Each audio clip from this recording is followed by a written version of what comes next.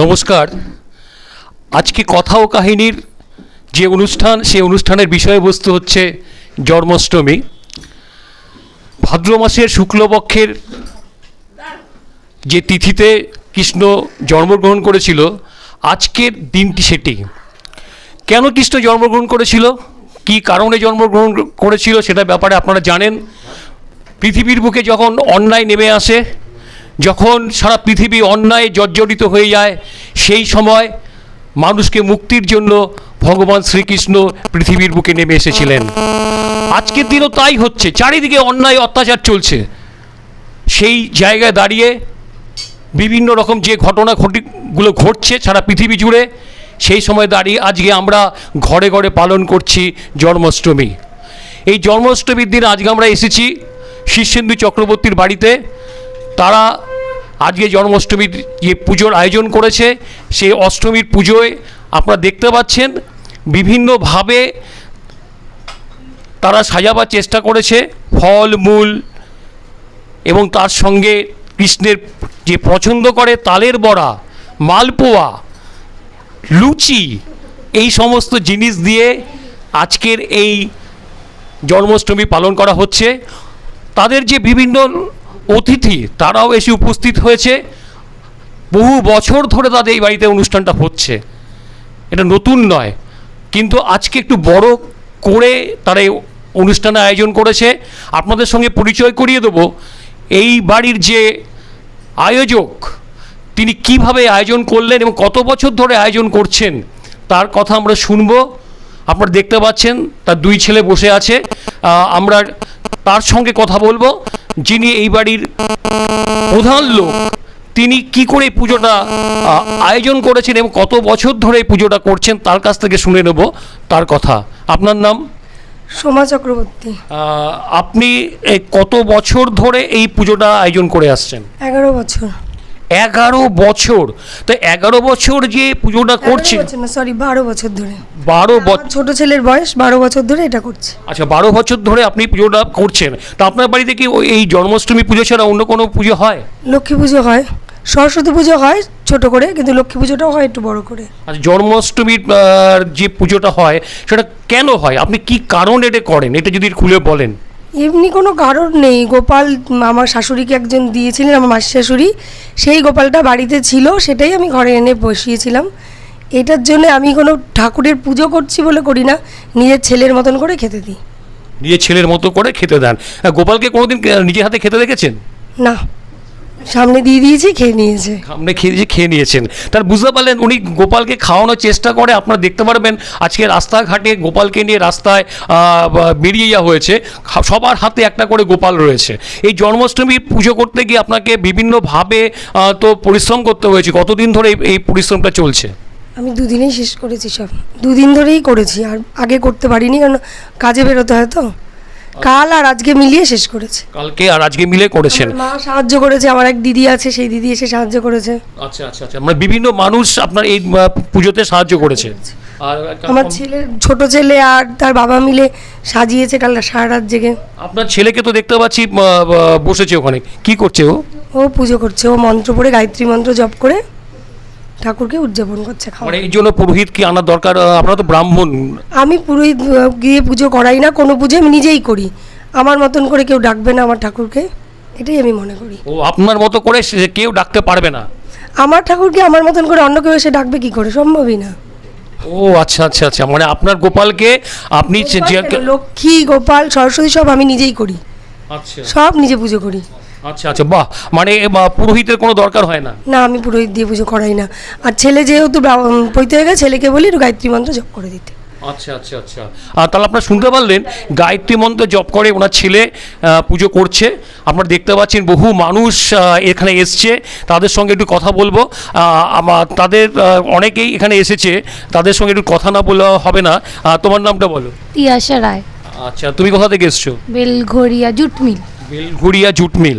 Jute mill তো চারিদিকে উঠে যাচ্ছে, তুমি কি কোন জুট মিলের কথা বলছো? প্রবর্তক জুট। প্রবর্তক জুট মিল। তুমি এই প্রবর্তক জুট মিলের কাছ থেকে এসছো, কি উপলক্ষে এসছো জানো? পুজো, জন্মাষ্টমীর পুজো। জন্মাষ্টমী জানো? আচ্ছা আচ্ছা আচ্ছা। এবার তোমার একটা প্রশ্ন করি, কৃষ্ণের তো জন্ম হয়েছিল, কার কোলে কৃষ্ণের জন্ম হয়েছিল? যশোদা মা তো পালন করেছিলেন। হ্যাঁ, তা কে কার কোলে জন্ম করেছে? দেবকী। দেবকীর কোলে জন্মগ্রহণ করেছিল। তোমার কাছে প্রশ্ন, তোমার নামটা কি? অনুজা। আচ্ছা, অনুজা। অনুজা, বলো তো কৃষ্ণ কাকে মারবার জন্য এই পৃথিবীতে জন্ম? কংস। আচ্ছা, কৃষ্ণ কত নম্বর জন্ম, মানে কত? তো জানি না। অষ্টম। অষ্টম গর্ভে জন্ম। আচ্ছা, আপনি কোথা থেকে এসেছেন? আপনার নামটা কি? আমার নাম মম মণ্ডল। আচ্ছা, আপনি কোথা থেকে এসেছেন? আমি বিভা থেকে। বিভা থেকে এসেছেন? আচ্ছা আচ্ছা আচ্ছা, বিভা থেকে আপনি এসেছেন। তার এই পুজোতে কি প্রথমবার? প্রথমবারই জন্মাষ্টমী পুজোটা দেখছি। আচ্ছা, এই প্রথমবার। আপনার অঞ্চলে কোনো বাড়িতে এরকম বড় করে পুজো হয়? বাপের বাড়িতেই হয়, কিন্তু বাপের বাড়িতে গোপাল নেই, রাধা কৃষ্ণ আছে। আচ্ছা আচ্ছা, কেন, মানে রাধা কৃষ্ণ কৃষ্ণ মা ওই সব কিনেছিল, তারপর থেকেই ওই ওখানেই জন্মাষ্টমীটা করে মা। আজকে শুধু ওই তালের বড়া আর মালপোয়া দিয়ে ভোগ দেবে, আর কালকে নন্দ উৎসব যেটা, সেখানে 5 রকম ভাজা, তারপর খিচুড়ি, লাবড়া, মানে বিভিন্ন তরি তরকারি দিয়ে দেবে। আচ্ছা আচ্ছা, বাহ। তার মানে গোপাল না থাকলেও রাধাকৃষ্ণের পুজো দিয়ে? হ্যাঁ, ও মা তাই করে, ওখানে প্রতি বছরই যায়। আচ্ছা, সেটা কোথায়?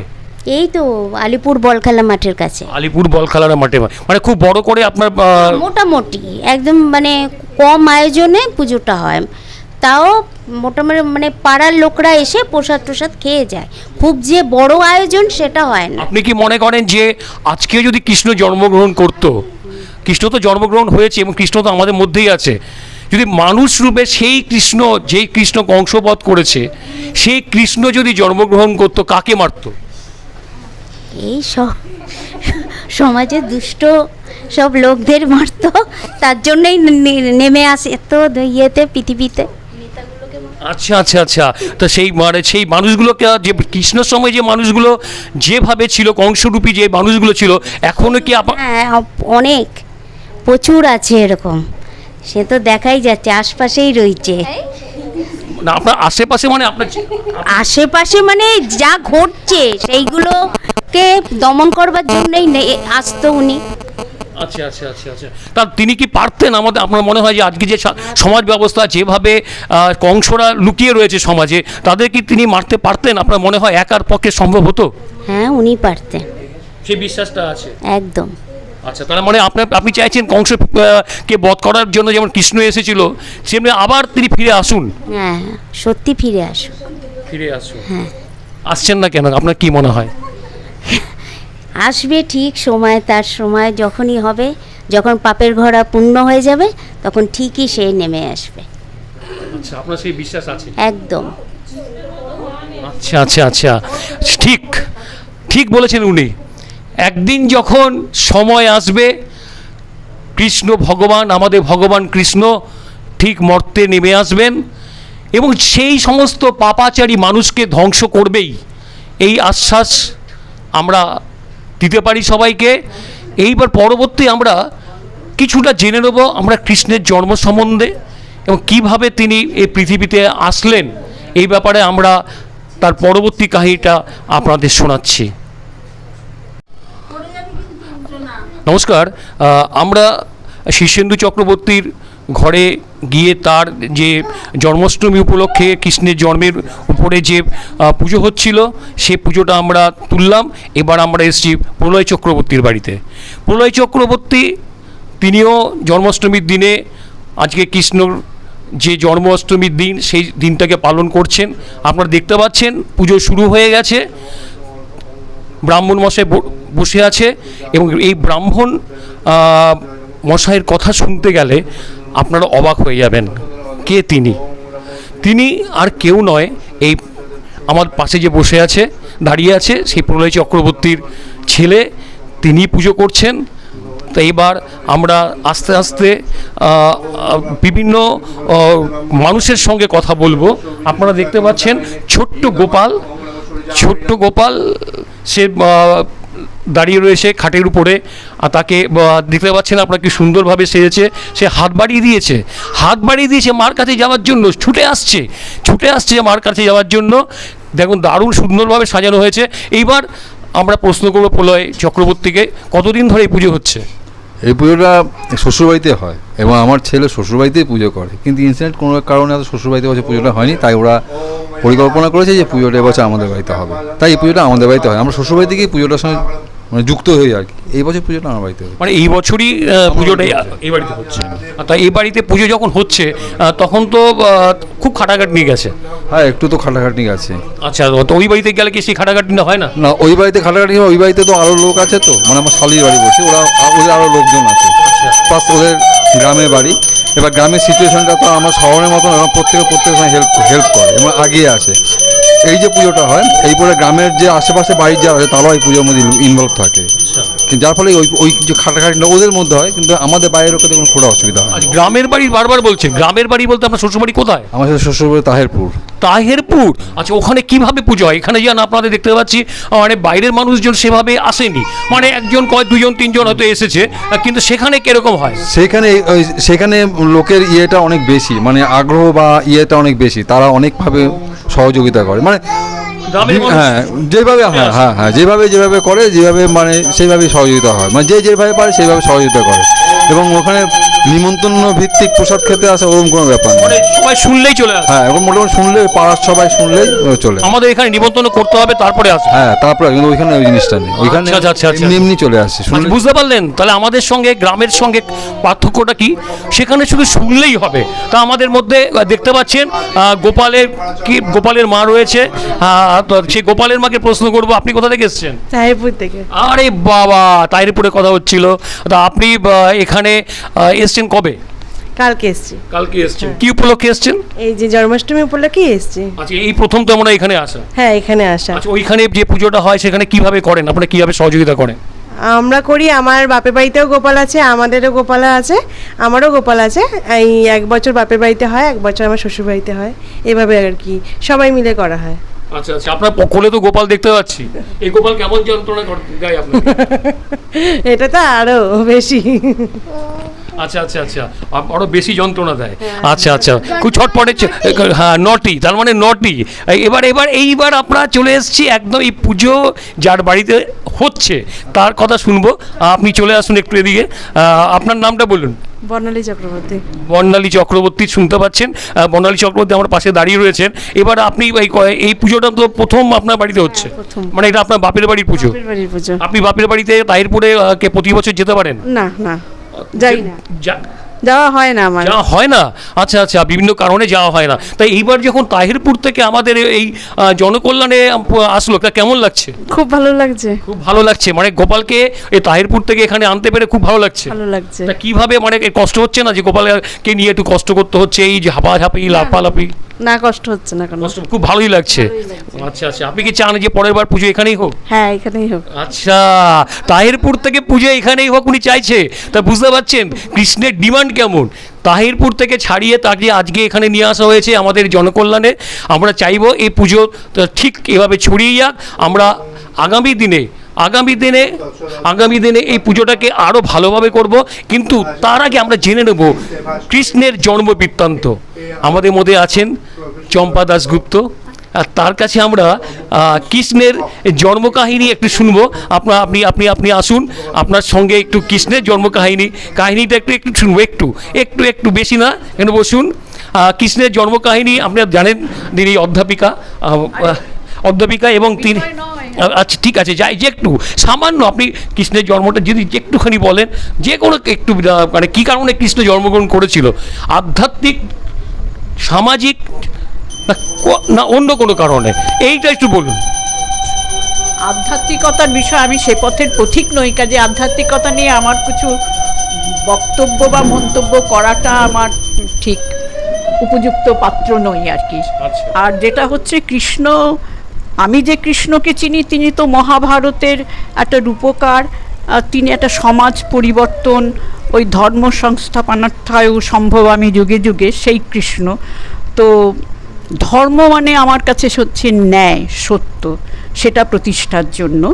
তো ঠিক তার জন্মের যে কাহিনীগুলো, এটা মোটামুটি পপুলার আখ্যান, সবাই জানেন যে কংসের অত্যাচারে নিগৃহীত এবং তাকে ওই রকম তখনকার দিনে তো দৈববাণী ইত্যাদিগুলোর এখন হচ্ছে অন্তর্বাণী যদি হয় দৈববাণী, যে কৃষ্ণকে কংসকে বধ করার জন্য আবির্ভাব হবেন একজন মহামানব, তো তার আত্মীয় বটে, কাজেই সেখানে দেবকী এবং বসুদেব তাদের কারারুদ্ধ করে রাখা হয়েছে, একের পর এক সন্তান জন্মাচ্ছে, তাদের হত্যা করা হচ্ছে, এবং অষ্টম সন্তানটি হচ্ছে কৃষ্ণ, এবং তার জন্মের পরেও সেখানে একটা রহস্যাবৃত, এগুলো একটা মিস্টিক আখ্যান থাকে, সব উদ্ভব উন্মেষ জন্ম এইসব বিষয়ে কতগুলো আখ্যানের মধ্যে এগুলো রহস্যাবৃত থেকে যায়। তো সেখানেও এটা পপুলারলি যেটা বিশ্বাস বা প্রচলিত এই অনুযায়ী যে বসুদেব সেই সময় মথুরা আর বৃন্দাবন খুবই নিকটে, এখনও রয়েছে তারা পাশাপাশি, তবে সেই মথুরা সেই বৃন্দাবন তো এখন আধুনিক হয়ে গিয়েছে। সেখানে বসুদেব সেই সন্তানটিকে নিয়ে রেখে এলেন, যশোদার যে কন্যাটিকে পাল্টাপাল্টি করে নিয়েছে, এবং সেই কন্যাটিকে নিধন করেন কংস, তার দেবকী এবং বসুদেবের সন্তান হিসেবে তাকে নিধন করা হয়। কিন্তু কৃষ্ণ ওই জন্মাষ্টমীতে, এটা কৃষ্ণপক্ষ, এগুলো হতেই হয়। অবশ্যই অধিকাংশ আমরা যাদের মহাপুরুষ বলি তাদের জন্ম হচ্ছে পূর্ণিমায়, কিন্তু কৃষ্ণের জন্ম হচ্ছে কিন্তু কৃষ্ণপক্ষে, হ্যাঁ কৃষ্ণপক্ষ, এবং জন্মাষ্টমী ঝড় বাদলের মধ্যে, এবং এটা অনেক আমরা মূর্তিও দেখা যায় যে তাকে একটা ঝাঁকায় করে মাথায় করে যমুনা পেরিয়ে কৃষ্ণ সেখানে বৃন্দাবনে রেখে এসেছিলেন, যেখানে তার বাল্যলীলা হয়েছিল। এই জন্ম বৃত্তান্ত তাকে নিয়ে জন্মাষ্টমীর দিনে তাকে এভাবে স্মরণ করা হয়। তো এখন যেটা পরিবর্তন দেখছি, একটা সামাজিক পরিবর্তন, বিগত কিছু বছর ধরে কৃষ্ণের যে আমরা তারপরে তার বৃন্দাবন লীলা এবং মহাভারতের যে, আমি যার কথা প্রথমেই বলেছি, যাকে একদম কূটনীতিবিদ ডিপ্লোম্যাট হিসেবে পরিচিত, মহাভারতের মানে মহাযুদ্ধের ন্যায় প্রতিষ্ঠার যিনি রূপকার, তো এখন হচ্ছে তার বাল্যলীলাটাকেই দেখছি যে খুব জনপ্রিয় হচ্ছে, কারণ গোপাল হিসেবে তার এই পরিচিতি, এবং শিশু গোপালটাকে আজকাল ঘরে ঘরে এভাবেই তাকে গ্রহণ করা হয়। হতে পারে যে তার মধ্যে একটা সহজ জীবনচর্যার, কারণ পুজোর যে সমস্ত বাঁধাবাঁধি কঠিন নিয়ম, ব্রত, উপবাস, শুদ্ধাচার, এগুলো যেমন পুজোর সঙ্গে যুক্ত, কিন্তু কৃষ্ণের গোপাল যখন হয়ে যায়, শিশুর কাছে ভালো মন্দ এঁটো না এঁটো এগুলোর কোনো জ্ঞান নেই, কাজেই তাকেও সমস্ত যেমন যা আমরা খাই তাই দেওয়া হয়, যেমনভাবে থাকি তেমনভাবেই রাখা যায়। এরকম করে দেখছি যে এটা হয়তো একটা কারণ, আর অন্য কারণগুলো তেমন আরেকটু ভাবনা চিন্তা করলে হয়তো বার করা যায়, সেটা গবেষণার বিষয়। কিন্তু ইদানিংয়ে দেখা যায় যে গোপাল, ঘরে ঘরে গোপাল অত্যন্ত পপুলার, প্রচলিত। আমরা 20-25 বছর আগেও দেখেছি দু এক ক্ষেত্রে, কিন্তু এখন প্রায় প্রতি ঘরে এবং একাধিক গোপাল, এটা প্রায় পরিবারের একটা সদস্যের মতোই হয়ে দাঁড়িয়েছে আজকে। আচ্ছা, এই যে ঘরে ঘরে গোপাল কেন, এটা কি আজকের সমাজ ব্যবস্থার কোনো পরিবর্তনের লক্ষণ বলে আপনার মনে হচ্ছে? এগুলো ধর্মাচরণটা হচ্ছে আমাদের জীবনের যে প্রতিদিনের যে জীবন যাপনের যে কি বলবো, যে ঝড় ঝাপটা, একটা শ্রম এবং ঘাম আর মানসিক যে বিপর্যয়, সেগুলো থেকে তো ধর্মের আশ্রয় মানুষ চায়, একটু পূজা আচ্ছা এগুলোর করে মনে করছে এটা অবলম্বন, সেটা আমার একটা, যা আমরা দেখি না তার উপরে আমাদের একটা ভরসা হয়, যেটা চোখে দেখতে পাই তার উপরে অতটা আস্থা থাকে না। তো সেই রকম মনে হয় যেমন ঈশ্বরের যেমন পুজো আচ্ছা আগে ছিল, এটা তফাৎ একটা হয়ে গেছে। সেটা হচ্ছে আগে আমরা দেখেছি আমাদের মা ঠাকুমা দিদিমাদের, তারা বয়স হয়ে গেলে আসলে তখনকার পরিবারের গড়নটা অন্য ছিল, একটা অনেক বড় যৌথ পরিবার ছিল, তাদের কিন্তু খুব কম বয়সে আমার মা দিদিমারা যখন সংসার করেছেন, ছেলে পুলে নাতি নাতনি নিয়ে এত বড় সংসার সামলে পুজো আর্চার, যখন এই দৈনন্দিন কাজের চাপ থেকে মুক্ত হতেন, তারা দিদিমা হলেন, ঠাকুমা হলেন, তখন তারা পূজা আর্চা করে সময়টা কাটাতেন। কিন্তু এখন নানা কারণে পূজা আর্চার প্রচলন এর সামাজিক, রাজনৈতিক, অর্থনৈতিক নানান দিক থেকে একটা অনেক বেশি বেড়েছে। তো সেজন্যেই এখন এটাকে একটা সব কিছুকেই যেমন আমরা পার্ট অফ লাইফ করে নিয়েছি। যেমন আগে যে রাধে সে চুল বাঁধে, এরকম একটা কথা ছিল আগে। তো আমার মাকে দেখেছি, মাসিমাকেও দেখেছি, পিসিমাকেও দেখেছি যে তারা কিন্তু চুল বাঁধা সাজাগোজার কিছু করতেন না। কিন্তু এখনকার যারা সংসার করেন তারা কিন্তু তার মধ্যে পার্লারেও যান, তারা চুল বিন্যাস করেন, ভুরু বিন্যাস করেন, এর মতন এত সহজ করে গ্রহণ করা হচ্ছে এই পুজোর আচারটাকেও। তাই যে গোপালও আমাদের এইরকমই একটা সঙ্গী, সাথী এবং একটা লালন করার, গ্রহণ করার, এটা একটা কি বলবো, টু সাম এক্সটেন্ট এটা একটা রিলিফও হতে পারে, মানসিক একটা স্বস্তির ব্যাপার, একটা অবলম্বন, আর একটা ডাইভার্সানও বটে। আচ্ছা, একটা প্রশ্ন আছে, আমরা কৃষ্ণকে তো বুড়ো হতে দেখি না, এই ব্যাপারে কি আপনার কিছু মনে হয় যে আমরা কৃষ্ণকে সেই ছোটোবেলায় যেরকম দেখেছি, গোপালকে যেরকম দেখি বা কৃষ্ণকে যেরকম দেখি সেরকমই, এর তো কোনো বয়স্ক রূপ তো আমরা দেখতে পাই না, এটা কারণ কিছু আছে? এক এক রূপে এক এক সময়ে কি বলবো, তার গ্রহণযোগ্যতা। মহাভারতের যে কৃষ্ণ, যেমন বঙ্কিমচন্দ্র কিন্তু মহাভারতের কৃষ্ণকে নিয়ে, কৃষ্ণ চরিত্র তার কাছে একটা আদর্শ পুরুষ কৃষ্ণ, সেটা দেখিয়েছেন, মানে প্রতিষ্ঠা করেছেন, এস্টাবলিশ করতে পেরেছেন। কিন্তু তিনি কিন্তু বৃন্দাবন লীলাটাকে প্রাধান্য দেননি। কিন্তু আমাদের সঙ্গীতে, কীর্তনে, আমাদের বৈষ্ণব পদে যে বৃন্দাবন লীলাটার একটা প্রাধান্য আছে, কাজে বৈষ্ণব কবি পদকর্তাদের কাছে কীর্তন, সেখানে কিন্তু এই তার যৌব লীলা যেটা, সেটা কৃষ্ণের, এটার তার একটা গুরুত্ব আছে, গুরুত্বপূর্ণ অংশ। আর বৃদ্ধ হতে পারেন না সেগুলোর ইঙ্গিত কিন্তু মহাভারতে আছে, যে তাকে জরা ব্যাধ, তাকে নিধন হয়েছিল, কৃষ্ণের নিধন হয়েছিল জরা ব্যাধের হাতে। ব্যাধের নামটা জরা। কৃষ্ণ কিন্তু যে সমস্ত, ইদানিংকালে আমি একটা দেখেছিলাম যে কার কত বয়স, যে যুদ্ধের সময় যখন মহাভারতের যুদ্ধ হয় তখনই যুধিষ্ঠিরা যথেষ্ট প্রবীণ, কে কতদিন বেঁচেছিলেন একটা হিসেব ইদানিংয়ে দেখেছিলাম, এই মুহূর্তে না দেখলে খুব একটা মনে পড়ছে না, কিন্তু সকলেই বয়স্ক হয়েছিলেন, প্রবীণ, যারা তখন মহাপ্রস্থানে যখন যান। কৃষ্ণকেও সেই জরা আক্রান্ত হয়েছিলেন, হ্যাঁ, কিন্তু সেই জন্যই জরা ব্যাধের হাতেই কৃষ্ণের যে, তার মানে বৃদ্ধ অবস্থায় মারা গিয়েছিলেন, এবং বৃদ্ধ অবস্থাতে মারা গিয়েছিলেন। কিন্তু বলছি যে মানে ভাগবতের কৃষ্ণ আর মহাভারতের কৃষ্ণ, বৃন্দাবনের কৃষ্ণ, মথুরার কৃষ্ণ আর মহাভারতের কৃষ্ণ এক তো নয়। একজনের রূপান্তর ঘটে যায় একটা জীবনেই, তার হয়তো এই বাল্যলীলাটাই, গোপাল রূপটাই খুব বেশি পপুলার, জনপ্রিয় হয়েছে। ওই যে বললাম এটার মধ্যে একটা সহজ, একটা সহজতা আছে, একটা বাধাবাধি কঠোর নিয়ম নেই। হ্যাঁ, যেমন জন্মাষ্টমী আমি ছোটোবেলা থেকে শুনে আসি, জন্মাষ্টমীর নিয়ম, ব্রত, আচর, পুজো সাংঘাতিক কঠোর, খুব কঠিন।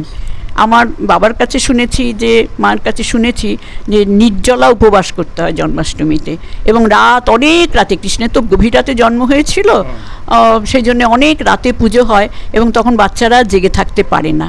কাজে এখন আমরা সব কিছুকেই, যেমন দুর্গা পুজোর যে দুর্গার দশপ্রহরণ ও ধারিণী আমরা সহজ করে নিয়েছি, সহজ করে নেয়ার, সহজ করে গ্রহণ করা, মানে খানিকটা কি বলবো, এডিট করা, সম্পাদনা করে, এই আমার মনে হচ্ছে এটাও একটা আর কি, যে বাল্যরূপটাই তাকে আদর করব, ভালোবাসবো। আর বিশেষ করে যাদের নিজেদের ছেলে মেয়ে নেই, যাদের এবার না বিয়ে, যশোদার মা, মানে কৃষ্ণের মা যশোদা, যেরকম, কারণ কৃষ্ণ তো তার পালক সন্তান, পালিত মাতা, তো পালক মাতা, পালিত সন্তান, তো সেই রকম এটার মধ্যে একটা নাড়ু গোপাল, নাড়ুকলা, বাচ্চাদেরও আমরা এরকম গোপাল রূপে দেখতে চাই।